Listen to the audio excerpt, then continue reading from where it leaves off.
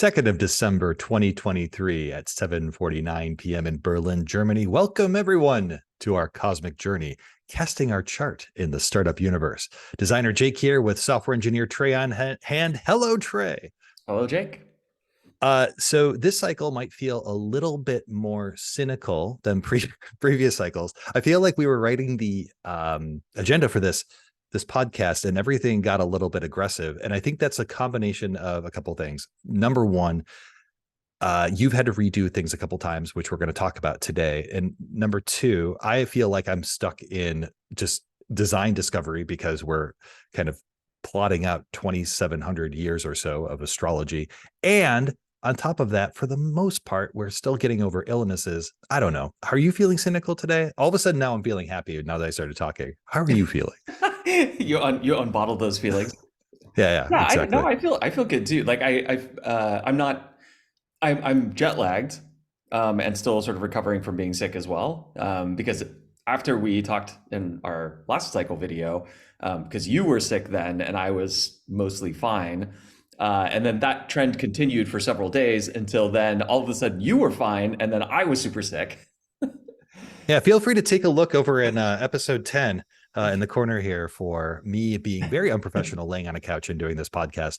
But yes, I think we've been eating our chicken and rice. So stuff that's very good for our stomach with a little bit of lemon. Thank you to the Greek sailors that you used to be with for that. We should tell that story a little bit later.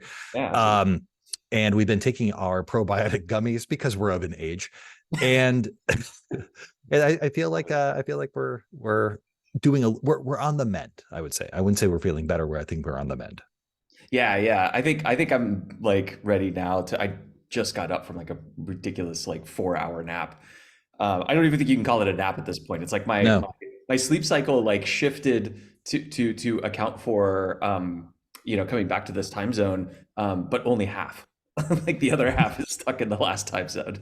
You've got a foot in two worlds. Yeah, unlike people who swear by like 4 hour and then up for whatever like 8 hours. Oh yeah, for 4 hours. I cannot do that. I would lose my mind after a while. So I think after like starting next cycle, actually, I'm gonna like actually put some effort into like trying to get the sleep cycle going back again. Okay. Not apropos of anything, and I don't think that the viewer necessarily cares, but I am a person that will do that whole like 4 hours on, 4 hours off thing. So like I kind of enjoy waking up at 3:30 a.m. and like working until 7:30 and then having a coffee, going for a walk, and then like taking a nap and all of that kind of thing. That I don't know. You can tell me if that is Saturn in the first house type of energy. I feel like it is. Yeah, maybe. Maybe. Who knows? Yeah. But I think it's interesting how much, how different everybody's like if you're able to sort of like have a natural what's it called, like circadian rhythm? Circadian rhythm. Like if you're cicada rhythm. It's that really high pitch. That everybody would be slightly, or maybe even drastically different. Yeah. Maybe not so cynical. We'll see today if we're gonna kind of ride the cynical wave of this podcast. But I feel like the big question is whether or not you're happy with, like, is it, and I'm not happy with the current situation. I don't know. I think I'm more happy being cynical, which is a very, very much like a product of my upbringing and it's part of the natal promise that's in my chart. I feel like, okay. Anyways, so to that cynical nature, we called this cycle. Why do we even call this a cycle? That's the name of the episode today. Episode 11. So we're going to do my check-in today. And then two, I think, very kind of basic things, but with kind of aggressive, cynical aspects to it. So I'll show you a little bit of actual UI sketching. That's really a FU to MVP culture. And Trey is going to talk about designing software for longevity, which is the FU to throwaway culture. And those two things pair very nicely together. And I think this is where designers and technologists or engineers get along very well. Yeah. I love it. So let's go to the check-in question. So Trey, If you, Trey Henry, could invent a new holiday, what would it be? And more importantly, how would people celebrate it? Hmm. That's a good question. Thanks.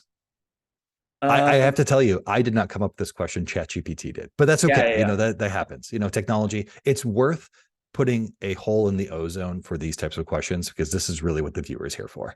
yeah. Yeah.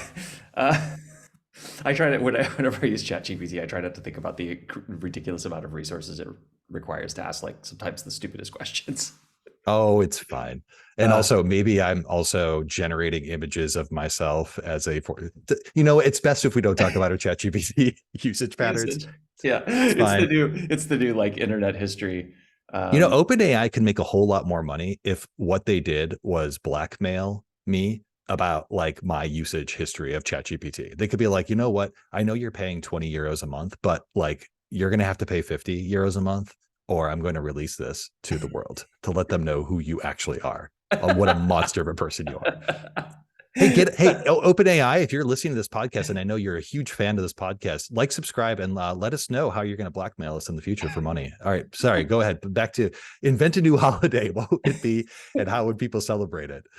yeah, I'm thinking about these like classic like the Bacchanalia or whatever, like these like cult holidays Oh yeah, where like it's a mystery cult that has these pagan roots, and there's a bunch of like adherents to the mystery cult. But then they have this like giant organized thing, like multi-day, I think, sort of celebration, and it's a lot of just like doing kind of weird stuff that most people are like, I don't know, I guess this is just the thing we do, and but everybody has a good time with it, but it's kind of like in the guise of like this. it's very much Shirley Jackson's The Lottery, except like a nice ending as opposed to a terrible ending. Like we Yeah, don't know why we do it, but like it seems great. yeah, it seems great. Yeah, it's like I just remember like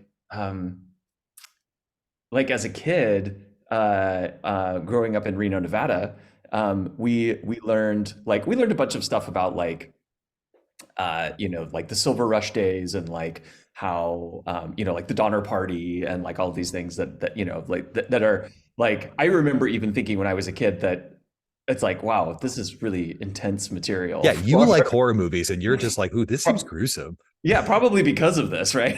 Probably. uh, but we also did the maypole, right? Like we like as kids in like grade school, we did like a maypole dance and like that, and it was just like a normal thing that you do. I was listening to somebody talking on a podcast about like I think he's from like Poland, and like grew up there, and there's like there's it's still there's still like in a lot of places there's like these kind of like old pagan sort of ritual things that have kind of like found their way into sort of like modern things. And he was like, oh yeah, we would make these like little effigies with dolls, and then you take them down to the river, and then you bathe them in the river, and then you throw them on this big pyre, and it was just what everybody did. It's like super pagan craziness. I love it. But yeah. So I love that too. And I feel if I don't know. I guess it's actually kind of like a little bit of a reaction against secularitarianism, or just the idea that like everything just becomes this kind of like marketed commercial sort of thing. Like Santa with a giant Target logo on his stomach or something. I don't know. Well, I don't think we do that because it does look like you're supposed to shoot Santa then, and I don't think you're supposed to shoot Santa. I'm good. I'm glad that the good people at Target have not done that yet. Santa with the Target dog. How about that? That's Like one of the that's much reindeer. better. I love, by the way, that you are about to maybe you have come out or like as a fundamentalist pagan. You're like, how dare you secularize these Don't you holidays? secularize my holidays? Exactly. It's honey, what's the shoot? I'm trying to think of a pagan holiday. Come on, just hit me up on this one. I think May Day. May Day is probably like Yeah, well, what's the Christmas one? Like around December 21st. Is there oh anything that's Yule or something like this. Yeah. yeah. We say happy Yule. We don't say happy holidays in this household. Yeah. Exactly. Exactly. Only terrorists say Happy Holidays. exactly. And then you're in a different camp of people. So You're in the same camp. Who knows? yeah, maybe you're the same guy. Who knows? um, You could say. for me, you were talking, and I had an answer in my mind, which was really like just kind of taking those great moments of my favorite holidays are those things that either have been either like repurposed or have turned into this idea. The whole objective of the thing is for having societal connections to other people Mm. and doing things that are a little bit weird and crazy while like working within like and like being around other people in society. This is why I really like Halloween. While I don't like participating in Halloween or dressing up for Halloween, I love, love, love when I see kids come to the door and I get to see their costumes and talk to them. Like, I think that's just wonderful, right? Yeah, me too. And that's great. And that's also why I like Thanksgiving, although it's a little bit more familial than societal, I would Right. say. But then you were talking and I was thinking to myself, like, what's the best type of, my favorite type of food is fusion, right? Like if you were like Thai Mexican, I'm like, yes, I'm there. Like, give me this fusion. Like, and I'm thinking like, what's a good fusion holiday? And I'm thinking like something from like the the traditions and like the cultures of like Judaism, right? Yeah. Where the cup runneth over, this kind of idea of like, you put that. I think it's I don't know if that's from Passover or like this is how little I know about Judaism, but like I do remember this idea of like you pour wine into a cup and the cup runneth over, and that is to talk about like abundance and there's symbology to that. You Yeah. think you don't know? No, well, yeah, it's a bit, I think we should be careful of, about talking about I'm cultures just telling you, that this we're is not what in I've because read. I don't know I have read about this from a pastor in a book. The book I really enjoy, which I'll come up with later because I can't remember the name of it right now. But the pastor is Lapkin, I believe his last name is. And I remember this from the story. If I'm getting Rabbi Lapkin's, I'm probably getting it wrong. It's been a long time since I've read that book. Go to my Goodreads profile. You'll see the book right away.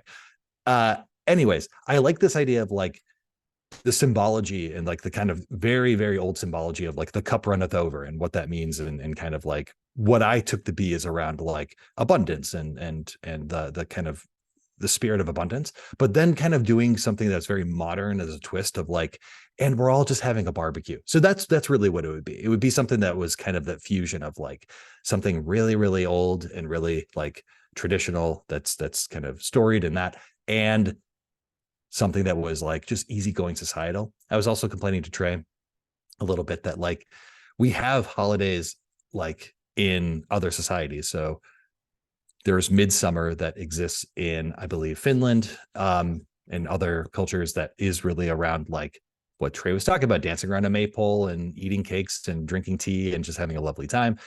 Yeah. Kind of feels like a garden party from what I'm getting from Midsummer, not the movie, but the actual holiday. And there's Thanksgiving, there's these holidays, but like Germany doesn't feel like, other than like Christmas, so other than Weihnachts, there doesn't feel like a holiday that's like really just like we're just going to have an easygoing time here in Yeah. Germany. And so like we just need something like this. We need something around. We started using like International Women's Day in March to be this, where you kind of have a discussion about women and talk about like the struggles of women, the Yeah. successes of Yeah. women, and then we're going to have a party for women, right? Yeah. The Germans really kill it on International Women's Day, I have to say. They really do. At least the Berliners do. I don't know about the rest of the country, but Yeah, like that's the other Berlin, thing too, because I was Berlin gonna say, appreciates it. like, I think there's this like thing in the I was reading about this like the when the Spargel, the like white Yeah. asparagus comes into season, there's like a whole procession of like merchants, Yeah. and there's like a celebration around it and stuff, but none of that happens here. Like it's just, you get vendors, selling it on the Yeah. street. And Uh, like that's great so and all, but like now let's just amp that up. You're absolutely correct. It's Spargelzeit. We're going to take like asparagus time, literally in Germany, and we're going to turn it into a holiday. I think that's the holiday of the future. And in this holiday, the way you celebrate is by making your. I think you have a hollandaise cook-off, and whoever has the best hollandaise gets a crown of Spargeld, and they're the asparagus queen or king for the day. And I think that's great. And then we put them, we host them up on our shoulders and we take them around town. That sounds great. I love that holiday. Yeah, I love that. I love that. Weird pagan roots, and then also, an opportunity for people to sort of get together. I really like that too about your answer. Just the fact that we do have some holidays like Thanksgiving that are around sort of mostly like you said, like families getting together and stuff like this. But a lot of holidays these days are really just kind of like around the family unit or around like smaller groups, and less about sort of like everybody getting together. Here, my favorite thing, which is not really a holiday, but my favorite thing about the wintertime here in Berlin in particular, but in Germany normally, is the Christmas markets. And part of the fun of that is just that like you go and it's just like everybody's there, like there's just a ton of people and there's like all these events going on, and there's like a person dressed as a fairy like on these like crazy stilts, like putting little gold glitter on you, and it's just it's just wonderful. And it's because you're getting a lot of people together. I think that's a common theme seeing between both of our answers, is just like more people getting together for fun times, less isolation, or more togetherness. I was listening very intently and not doing a background research here to show you the book that I'm talking about, because I actually really like it. It's called Thou Shalt Prosper, 10 Commandments for Making Money. It's essentially a money book, but in this book, Rabbi Daniel Lapin talks about the wisdom of the Jewish faith and how the wisdom of the Jewish faith kind of connects to principles of money that can help everyone in learning these things. And this is where I was kind of probably poorly remembering these Jewish traditions. That's all I'm talking about. Read the book, I think he might be a doctor, Rabbi Daniel Lapin. I believe he, by the way, lives on Mercer Island. I always wanted to meet him when we were in Seattle, but never got the chance. Anyways, he seems like a cool cat, that guy. But cool. Enough about selling other people's products. Let's talk about our own. So one thing that came up last week, or in the last couple of weeks, I don't think that actually came up on this podcast, but Trey and I have always been talking about, like, if you sit too much in the kind of high level abstract design aspects of things, what ends up happening is that you tend to like have these kind of high abstract conversations. And some people are very good at having those conversations and kind of like materializing in their mind what these things mean. But some people might need a little bit more kind of tactility. We're not naming any names here. We're not naming any names here, but he did just call me out. I mean, there are two people in this company, and there's two people in this company, and I'm good at thinking abstractly about these things. And I am not. So, I mean, let's leave it to the viewer to figure out what I'm talking about. We don't need to be so direct about that. So what we've been doing throughout this whole thing, if you remember, I've been talking a lot about the object-oriented user experience philosophy, of which there is a process that is called ORCA, O-R-C-A, much like the whale. And it means objects, relationships, calls to action, and attributes. And without going into great detail, because I'm not selling Sophia Prater's coursework or guide, even though you should buy it if you're a designer. Yeah, don't we have like an affiliate link or something? I do have an affiliate link. I could totally put an affiliate link. If you're one of the four viewers, look, if you're one of the four viewers of this podcast, I need at least one of you. I need a 25% hit rate. And by the way, of those views, the 2 views I think are for me and Trey. So there's 2 of you. There's 2 of you out there. 50%. Look, this affiliate money is not going to make itself. I need you to click those links. Anyways, so I jumped ahead in the ORCA process to sketching just for a moment, because Trey said, I need to get out of this abstract land. Also, he needed to work on things on the back end, which you remember is called Sobolo. And he said, I'm going to start working on what's called the user object in Sobolo. Is there anything that you can do to provide some context for me so that I can better work on this in the back end? Do you want to explain a little bit more? I'm doing, I think, a poor job of explaining why you cared about Sobolo. No, I think you did an absolutely perfect job. I mean, the only thing that I would add is that part of the impetus for that is because we now have sort of this dual-brained platform. Not spending too much. I've been spending a lot of time in As Above, and that the architecture of that, and so then spending making sure that I balance that with spending some time in so below so that it's kind of like going back and forth. So it's not like, you know, Yeah. uh, yeah, being too left brained or too right Yeah.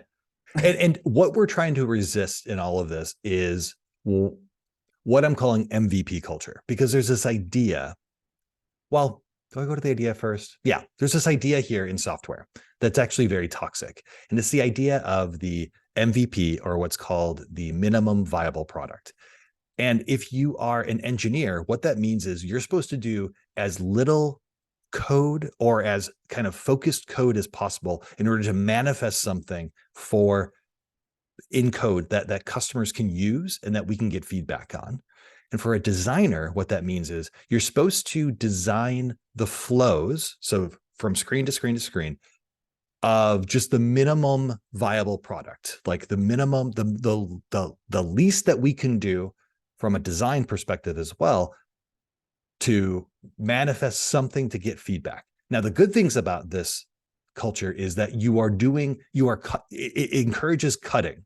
Cutting is good because you want to focus yourself. That's absolutely good.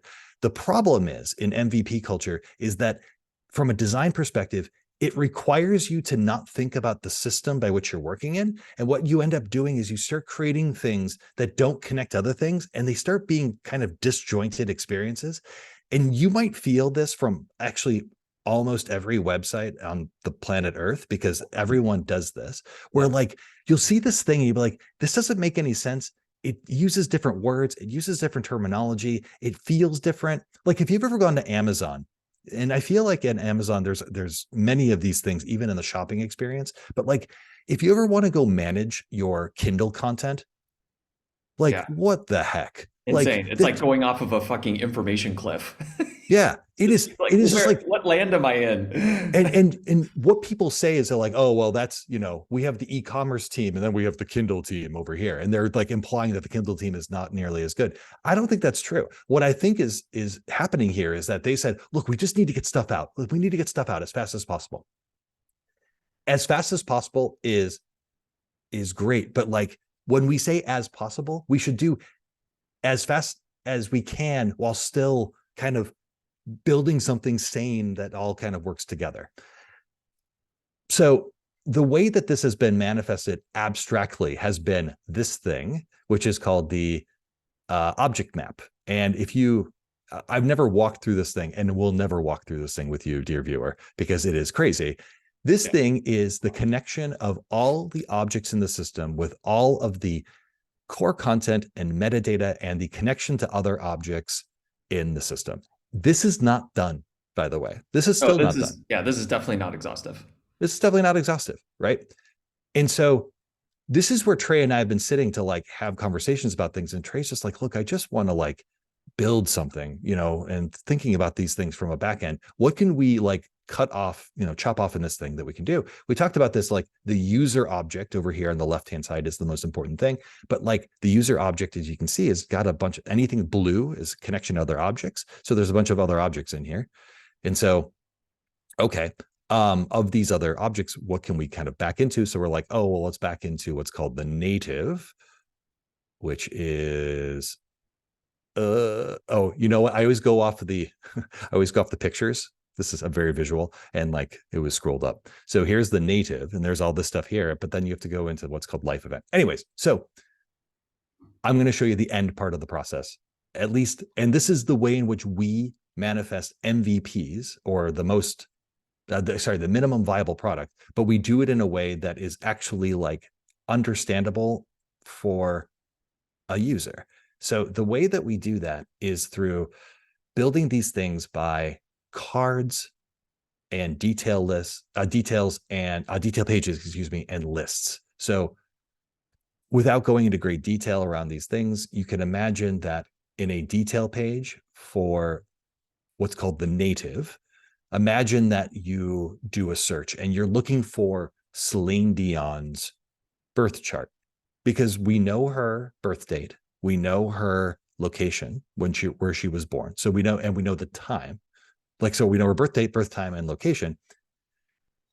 There's a bunch of these charts for famous people that we can give people. And I apologize. I got a weird thing in the way here. Whatever, I'll just deal with it. We And don't so see it. what, okay, I see it. It's on my screen. It's very distracting, but I'm going to work around it. And so what you're seeing here, it's Zoom. I love Zoom, but like I actually don't love Zoom. So Zoom, come up here. There we go. Okay. If I say I love something, I usually don't love it. So I'm like, I love Zoom. Which is part of my cynical nature, I think. So in the detail page, there's a bunch of attributes that are here. And like you just kind of you're taking that big list of stuff that you may have seen, when you were looking at that crazy big table that I was showing you.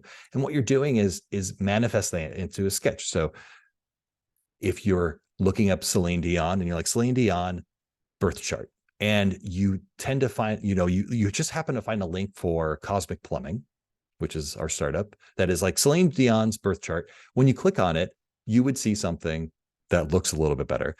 That's like this. It's the picture. It's her name, Celine Dion. This is her birth date, the 30th of March, 1968. Here's her Rodden rating, which is the confidence we have in her birth time and date. And then we manifest a chart. We go through all of the placements of the planets. Here are people with similar placements. What does similar placement mean? I have no idea. But like, we're just going to say like, there's other people that are kind of that have charts that are kind of like Celine Dion. So you can kind of compare and contrast those things. She has many life events. She has many relationships to other people. She's got a biography. So there's all of these things. It's very rich data that we can put in front of people so that they can see, okay, when we're talking about like what we'll call a native in the system looks like, this is what a full page that might look like on mobile, might look like, something like this. Yes, it's very ugly, but it's here just to like really have a conversation with Trey about this. Trey hasn't seen this yet, by the way. I was doing this while he was taking his 4-hour nap, quote unquote. So I'm not open to critique at all, but anything that you think about this page? No, I think this makes sense. Okay. I'm now a little bit familiar with this style of like the detail page and the list view thing. So this makes sense to me. Yeah, we should play a little game here. We're gonna play name the name the zodiac. What am I trying to say? Name the Planet? name the sign. Yeah, not the planet. So the planets are here. Name the sign. So okay, her sun sign is the Aries is correct. Ascendant, Leo, correct. We got two Pisces. Two Pisces. Yep. Venus and Pisces. We got Mars and Taurus. Looks like that's right. What's this? We've got Jupiter in. Hold on. What could that be?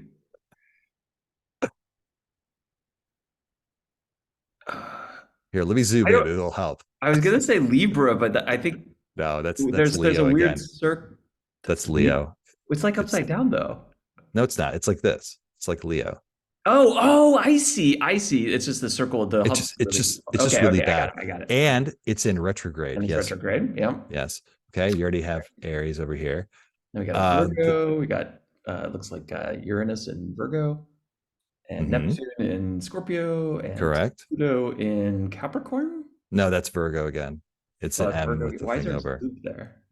It's because it's this, and then it was supposed. It just didn't work out. I see. Yeah. I just drew it very poorly, and then everything else. Then we have what's this K2, like the North Node in Aries, and then we have Chiron in Pisces. Oh, this is.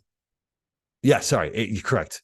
This is the North Node. So you got this correct, right? This is the North Node. Yes, in Aries. Yes, Chiron is in Pisces. Yes, keep going. Funny thing about the North Node there is that the nodes, generally speaking. There's one exception to this, but the nodes only move in a retrograde motion. Oh, really? Yeah. So usually don't call it out as retrograde. But they do, if you do, I think good feedback. I'm going to remember this. There's mean node and true node. So there's two different ways of calculating, because they're not actual things. It's like it's where the lunar orbit crosses the ecliptic, or crosses the solar orbit. So it's like a theoretical intersection point. And when you have a full or new moon that's within a few degrees of either the north or the south node is basically just the opposite exact. It's 180 degrees on the chart from the north node. Nice. Whenever you're within a few degrees of one of those, there's an eclipse somewhere. Yeah, and I love it. Professor Astro is here. Thank you. they mostly only move in a retrograde motion. Yeah, we Anyway, should talk about them. We should care about motion here because I put motion on everything else, obviously, but like if motion doesn't matter, well, we know now. So this is Chiron, correct? Chiron in Pisces, and then we have the midheaven in Aries, and the Imum Coeli, which I never pronounced correctly, in Gemini. I think that's right. It's the bottom of the This chart. is part of fortune. I didn't know what to put here. Oh, right? So yeah, part usually of, it's a circle with like an X through it. oh, okay. Well, anyways, so this is part of fortune. What's this? Capricorn. Very good. I thought of all of the signs, I was very happy with my Capricorn. I thought that looked really pretty. Yeah, that looks great. Okay, but don't zoom in so much. It looks terrible. Okay. So what you might see here is there's this idea of a life event here, right? And you'll say like, well, there's this gray blob. What is this gray blob that says life event? Well, this is another object in the system. And instead of like constantly redrawing objects over and over and over, which is what I would do as a designer in the past, what I say is like, where there's another object, I just say like, it's a placeholder. You're like, well, where is this placeholder, Jake, then defined? Oh, I'm glad you asked, viewer, Trey, hypothetical person, because this is the life event, right? And where this thing is a card, right? This is a life event card that sits on the native. Then on life event, here is that card. Ta-da! It's right here. It could be, this one. It's probably going to be this one, right? So marriage to a native. Excuse me. Bless you, if that was a sneeze. This is not, by the way, when Celine Dion got married. This is when my grandma got married, the 10th of June, 1940. And then there's a button here that you can cast, because from any life event, you can say you can cast a chart. So you can imagine in your mind's eye that this card, this mini card here for the life event, sits right here in the native. And many of these things, because Celine Dion has a very storied and rich life. I'm not a super fan of Celine Dion. I'm coming across as one of those gays.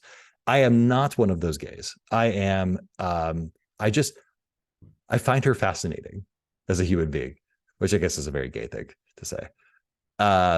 And then after that, there's a lot of non-gay people that like Celine Dion. No, I mean, they're mostly women of a certain age. So yes, indeed.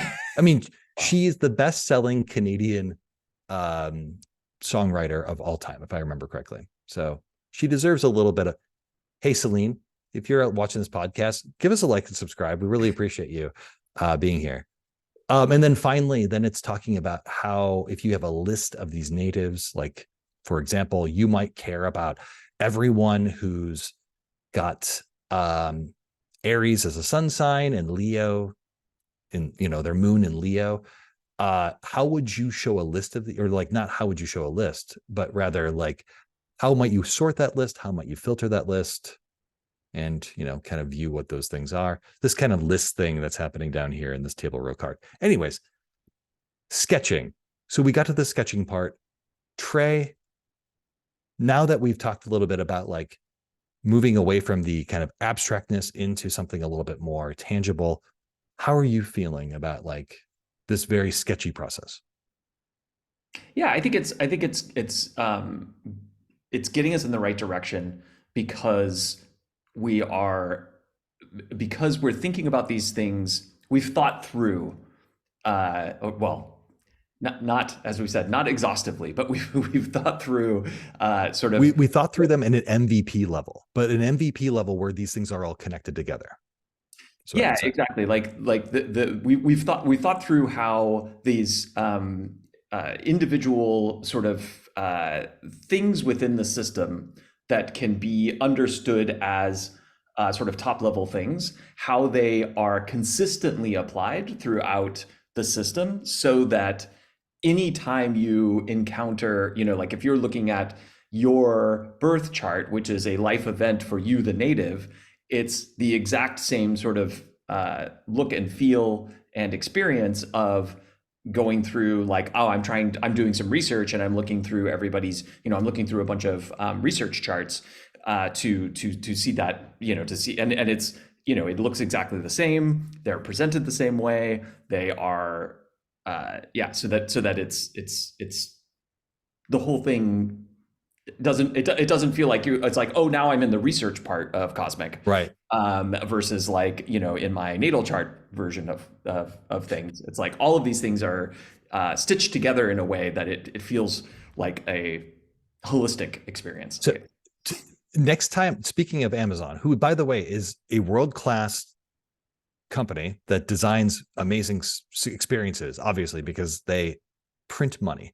But like next time you're in Amazon, take a look at every single product, like just look through the products that are displayed on Amazon and ask yourself, how come some products have pictures versus don't have pictures? Why is sometimes the price red versus the price black? Why sometimes is the price struck out with a line through it versus not through a line? How come sometimes the description of the product, like the mini description of the product, is italicized versus not italicized? It's all of this stuff. And the thing is that like you might be saying, hey, Jake, you're just being a little like picky about design here.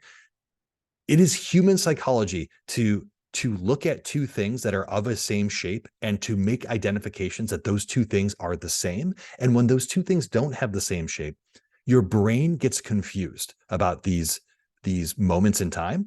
And it causes cognitive dissonance. And cognitive dissonance in design usually leads to bad outcomes.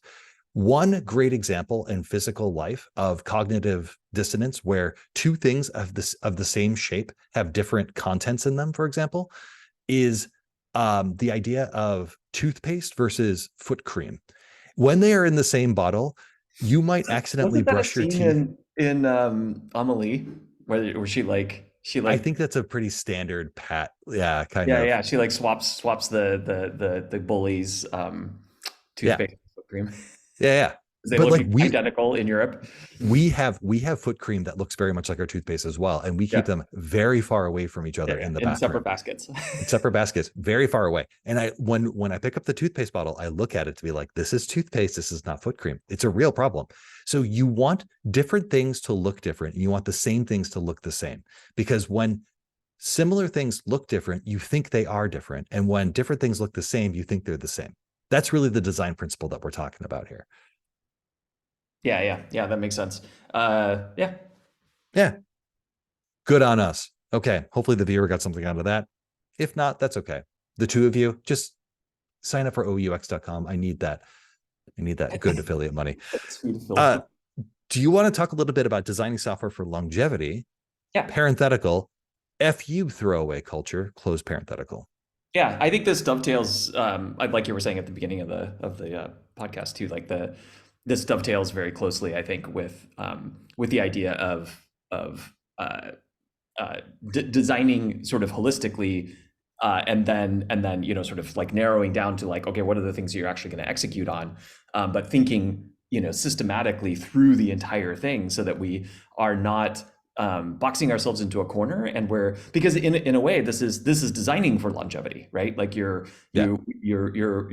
creating a I don't want to say a design system because that's a specific. It's different. Thing. You're creating, You're creating an information. Yeah. Sorry. Go ahead. Yeah. You're creating like you're creating a design for the product, which is attempting to account for the inherent ridiculous levels of complexity that are in this space, such that as we move forward and we're implementing and we're putting in new things, when we need to think about something new or bring something new in, it's already either correctly accounted for in the model, or it is the way it'll be obvious how it needs to fit into the model. Exactly right. And that's designing for the future. And we do the same thing on the software side as well, because there is part of the downside of like MVP culture, as you said, is very, very prevalent in software engineering, is this idea that because when you say, okay, we're only going to do the minimum required to get something into the hands of customers so that we can get a feedback loop going, you're inherently taking on the technical debt of everything you didn't do and everything you didn't think through. Do you want to explain technical debt to the viewer? Yeah, technical debt is it's when you cut corners and then you and then down the and you know usually it comes with this, okay, we know that we're cutting some corners and so then down the road we're going to fix them, but then the down the road we're going to Down fix the them. road never comes. I'll tell you, down the road never comes. Both of us have worked in this industry for many years, decades, and I don't think Centuries. I've ever seen anyone really go after their technical debt. No. And because it's always from a business perspective, there's always a higher priority thing. I'll Uh, tell you, I've been part of a year. Sorry to interrupt. I've been part of yearly planning processes, and in these yearly planning processes, at either the companies that I have worked at or companies that I have contracted, I was contracted to. So, like, while I was working as a consultant, I've been part of these planning processes, and this is where engineers and product managers and sometimes designers sit down and like come up with what we're going to do for the next year. Like, what are we committing to? I'm sure that many companies are going through this right now. It seems like the time of year for it. yeah. Like right after Thanksgiving, you start doing this.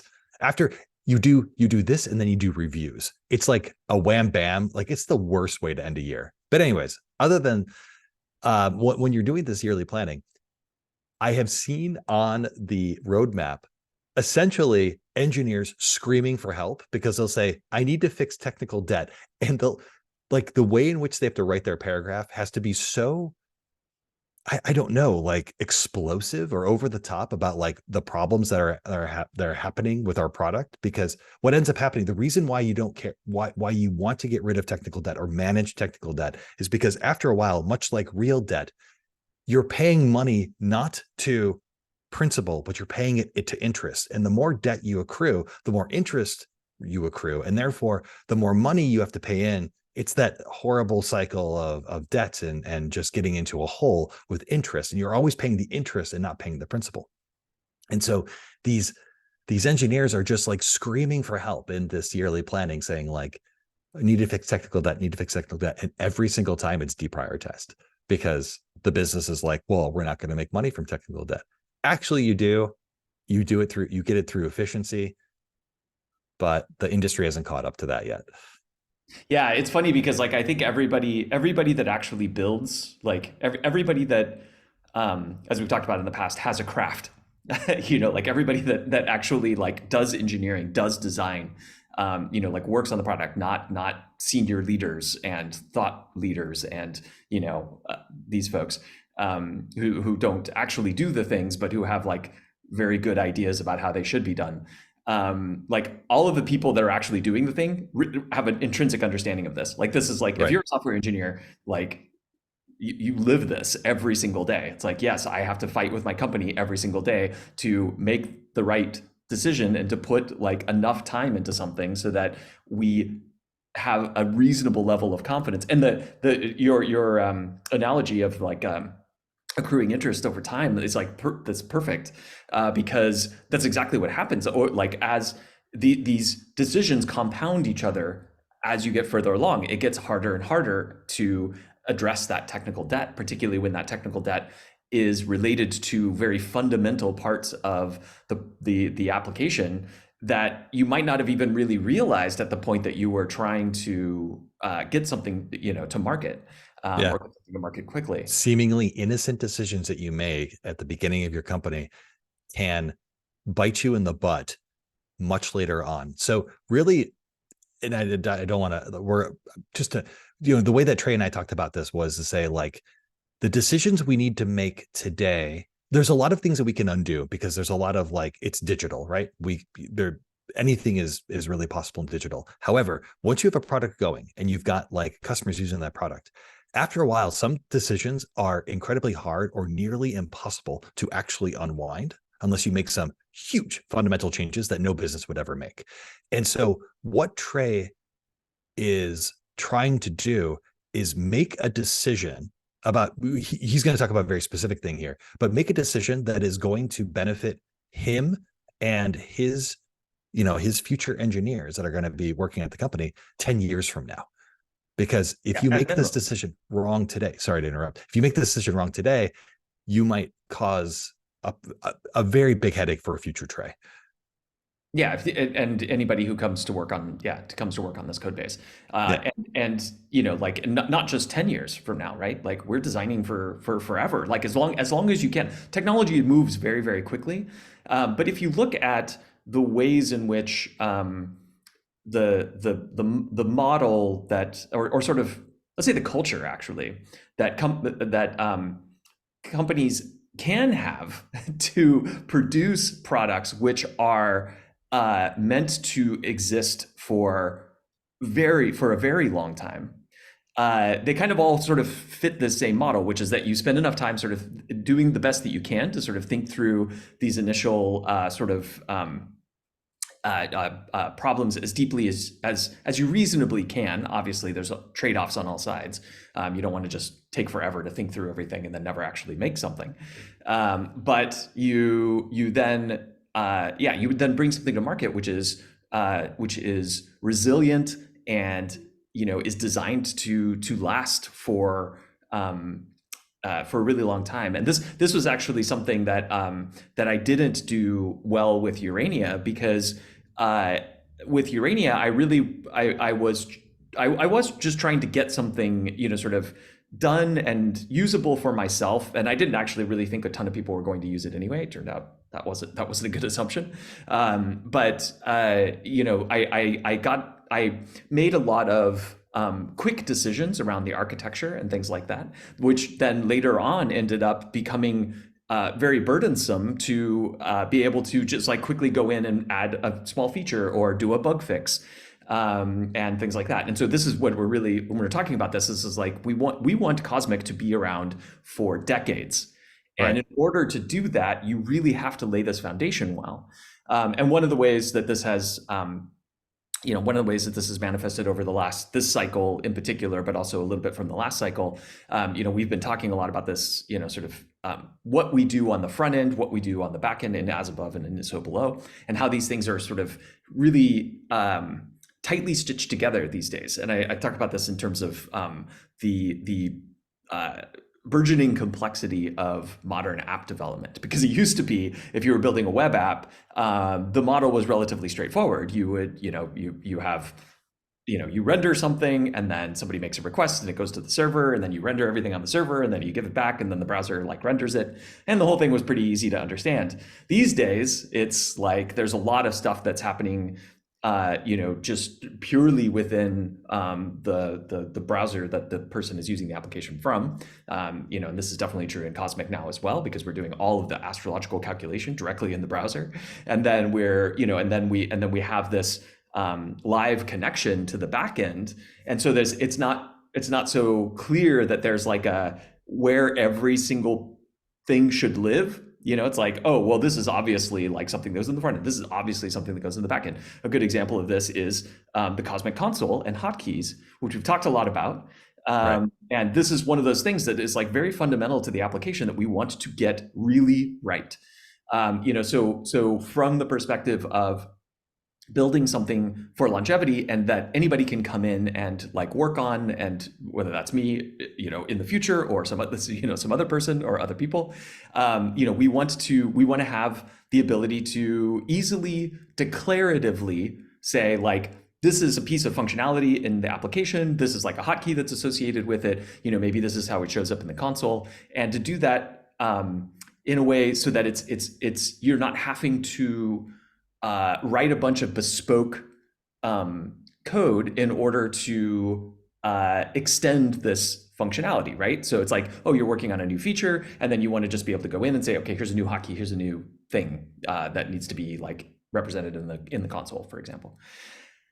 But there is this complexity now of like, where do things live, and how do you do that in a way like so. For example, in our particular case with hotkey definitions, there's parts of like the console has to show like, okay, here's a command that you can do, and here is the hotkey for it. So this is an as above, and it needs to know what that is. But then when we do things like change the perspective to like update the house system, or to update the like whatever. That's actually something that needs to happen on the back end. So the back end needs to, in Sobolo, needs to have an understanding of this. And so now, do you want to define that in multiple places, and then that creates this sort of like brittle thing where like you change it in one place and then it breaks in another place? This is a principle in software engineering called DRY, or DRY, don't repeat yourself, because you don't want to end up in a situation where you have these like hard to understand dependencies on each other that are brittle. Right. And so, so I wrote up this ticket to kind of like rethink through this and implement it in a better way than what we're doing today. And I want to talk a little bit about like feeling through problems as well as Yeah. but ultimately with the goal of like, you define this in one place, but there's this shared understanding. So now you're, like you define it in one place, but then it gets shared in another place, and then that shared thing had, just put like one more little piece to kind of give an example of the complexity of this, right? So there are some things that are things that need to happen on the back end, like, or in Sobolo, like I said, like changing the perspective. There are other things which only happen on the front end now. So moving through time. So when you want to change, like you're doing like an electional chart kind of thing, and you're just doing next month, next week, stuff like that. Yeah. Next day, next hour, next minute, this kind of stuff. That doesn't talk to the back end at all, right? So the front end not only needs to know how to like, show the associated hotkeys with a command, but it also needs to know what to do with them in some cases. So in some cases we say like, this is dispatched to as above, or this is something that's dispatched to so below, and then the reason that the reason it's dispatched to as above is because it doesn't require a server render. Exactly. To say just like it feels instantaneous. I think we showed that on episode 9, if I remember correctly. That was where did the hotkeys are back, the spinning the moon, if I remember. That was that whole thing. And if you want to know more about like what's going on, like what the Cosmic Console is all about, and actually we had a whole discussion of OOUX as well, go take a look at episode 3, which you can see up in the upper left-hand corner as well. Sorry. So that's why you're talking about things that are defined purely in as above, because they need to be instantaneous and they need to feel that way, versus things that, doing this DRY thing where you don't repeat yourself, to have some kind of stubbing in one place and as above, but making the functionality of that a little bit more concrete in Sobolo. Is that a fair way of saying it? Yeah, I think so. And and really the point that I'm trying to make with this is, to cut down in the weeds there a little bit, but the point that I'm trying to make is that thinking through how you do this. So we did a first pass at this before we realized that we wanted to move more stuff into the browser, and we created as above. And then we sort of rethought through it in this kind of like new world, and then we rethought through it again. So I think we're on like the third iteration of this.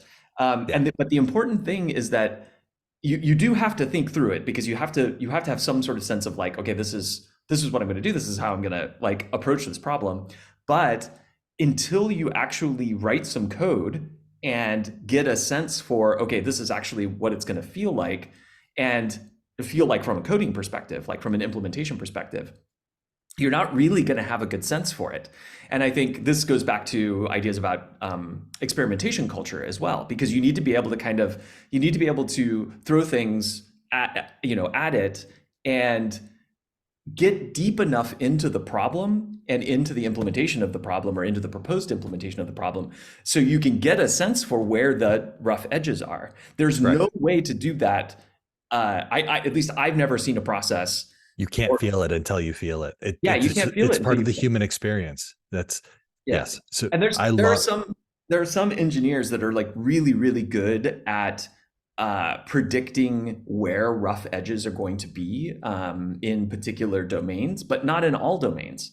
Correct. And when you're building an application that's very complicated, and you have one person working on it, or two people working on it, or a very small team of people working on it, you need to be able to like really do something, feel into it, and then be able to pivot on it, so that you pay down that technical debt up front. You're not going into it. you're never going to be able to get rid of technical debt entirely, but you're reducing the surface of it so that you're not going to end up with this. What do they call those? Like, it's not a lump sum payment, but it's like a Oh, a balloon balloon, payment. Yeah, a so you don't balloon end up with payment. a balloon payment that you can't pay, and you have to ask for money from your friends in order to. Yeah. Yeah. Rough. Absolutely. And the thing that I really like about this is that I think in design, we can be looked at like, like when a dog hears something and they do this kind of like, this is a new thing, and they kind of tilt their head back and forth, like, what are you talking about? When designers talk about like, you need to design for feel, which means that I'm going to have to keep like designing things until it feels right. That could be a very dissatisfactory answer to the business, to executives, to product managers, and sometimes engineers, because engineers are like, look, I just need you to tell me what to do, and you've got this much time to do it. And then once you tell me what to do, then I'm going to code it. And this is that other toxic culture of kind of like, once you're done with your part, you chuck it over the wall at me, and then I'll do my part, and then you can, wait until I'm ready, and then you can then give me critique on what you've done. Yeah. Throwing stuff over the wall. It's one of the most toxic sort of things that exists in modern. It's terrible. But I like this idea that like, we're just trying to feel things out. And for as much empathy as we can have for our future selves, we can't have full empathy for our future selves until sometimes we're like kind of doing it. And then once you do it, you're like, oh, this doesn't work because of X, Y, and Z. And that means that I'm gonna have to try a third time to do this hotkey implementation thing. Yeah, and it's one of these decisions that has a really material impact. I know it sounds probably to our gentle viewer as, or sorry, viewers. We do have more than one. The viewer. It's the viewer. Let's be clear. Let's just be clear. That you have. It sounds like it's not a super important thing to get really right. And I think a lot of engineering teams at sort of startups with this kind of like MVP culture would probably approach it that way and just say like, yeah, just put something in there, like just create a definition file, and then we'll just write like whatever. We'll worry about it later. We'll worry about it later. Like just don't spend too much time on it because it's just hotkeys. Yeah. And once we get data back from our customers that shows this is good, then we'll fix it. This is what I've heard many, many times. And never. Yeah. We are once it is out the door, we have moved on, and there's no going back at all. Yeah, exactly. And hotkeys is really cool because it's one of these things. Like I've actually talked about this. Like I do, I've done these videos on like how to take notes as part of a magical practice and things like this. And one of the things that I harp on over and over and over again in those videos and in other contexts as well is pick a piece of software that works the way that your brain works for whatever type of thing that you're trying to do, and then learn the hotkeys, like learn all the shortcuts, learn all of the ways that you can be as efficient as possible in that software, so that when you're in it and you're doing stuff in it, it's another arm, of your body. It's like completely intrinsic to what you do. I've seen like a friend who's a designer. I guess we don't really. Yeah, I won't say who it is. Let's not say their name. Yeah, but somebody who's really wonderful and very good at their craft. I like one of the first times that I saw this person sit down in front of, I think it was Illustrator, Adobe Illustrator, and I was like blown away by like how quickly shit was happening, and because there wasn't any like it was all sort of shortcuts and hotkeys and just like moving to this, and it was incredible to witness. And I've seen that, and then also like I feel like this is true for engineers within their integrated development environments or their IDE. Like when you get really good at using a particular IDE, you're also like you're just integrated development environment IDE. Yeah, I did. I gave the definition up front. Did you? I missed that. I'm listening. Yeah. No, because it's coming back to like we also don't like acronyms. I do not like initialisms at all. I hate them. Our initialisms. Yeah. Anyway, so yeah, that's like my whole point here though is that hotkeys are one of these things that if you get it right, and people are then able to get a really good sense of how to work with your software through this. It's another level of interface, Yeah. right? It's like we talk a lot about sort of like the UI, the Chrome of the like the shell of like where menus are and like blah blah blah. But really, when you get hotkeys right, and you get things like what we call the cosmic console, but this idea of like a command console within your operating system or within your application or whatever, you get that right, and you get these hotkeys right, you make software that just becomes second nature to Yeah. people. And It so it if we feels get this pro. wrong, it's not gonna be good for Cosmic. It feels pro. It makes people more pro. The pros become even pro-ier. It's great. Yeah, Everyone benefits. yeah, yeah. So this is why this is an important topic, and we really want to get it right so that as we move forward, we are able to continue to add functionality and complexity without it becoming unmanageable. Nice. We're at an hour. So I I think know. I was like, we always do this where we're like, oh, we don't have that much stuff to talk about, but I think we should well, lather as on. far as I can tell, the less we have to talk about, the more we talk, which is not a good, you do not want that relationship, but that's fine. You know what? We're going to work on that ourselves. Yeah. Trey, you have yourself a lovely Saturday. You, the viewer, have yourself a lovely Saturday, and we will see you next week. And I mean, if you're in the Northern Hemisphere, stay warm. It is super cold here in Berlin right Super now. cold. All right. Be well, everyone. Bye. Bye.